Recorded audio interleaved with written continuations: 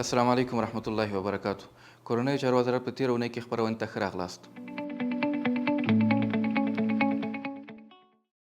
د کورنیو چارو سرپرست وزیر ښاغلي خلیفه سراج الدین حقاني او ورسره مل پلاوي خوست ولایت ته د سفر په لړ کې د خوست نړیوال هوایي ډګر سرحدي کنډک ودانۍ، د یاد ولایت سوداګرۍ او پانګونې خونې اداري ودانۍ او د دې ولایت مرکز متون اړوند ازادۍ تپې پر سر د یو جامع جومات د پرانیستي په مراسمو کې ګډون وکړ.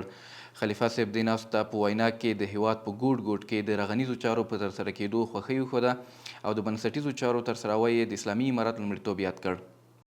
د غور امنیه قمندانۍ 50 تنه امنیتي منصوبین د یادې قمندانۍ په ښوونیز مرکز کې له مسلکي زده کړو بشپړولو وروسته فارغ شول.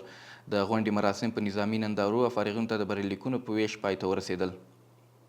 د کورنیو چارو وزارت د مقام دفتر لوی رئیس لوی پاسوال زین الله عابر او د یاد وزارت د مالی او بودیجې لوی رئیس حاجي وزیر حقاني کندهار کې د سنوفارما د درمل جوړولو شرکت لیدو ته ورغلل.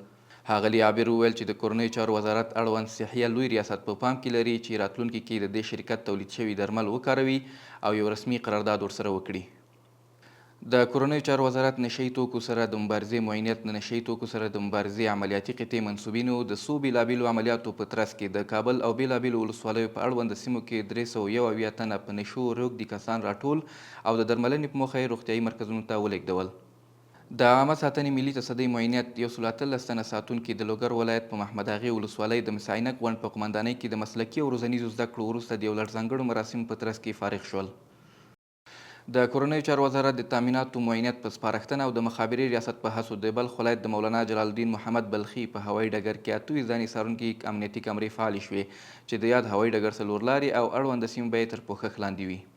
د نیمروز ولایت د کمال خان بند ساتونکي قطعې قمندانۍ قرارګاه څخه 120 تنه ساتونکي له مسلکي او عقیدتي زده کړو وروسته فارغ شول. دا وې د دې اونۍ لاسته راوړنې. تر بیا ښې چارې.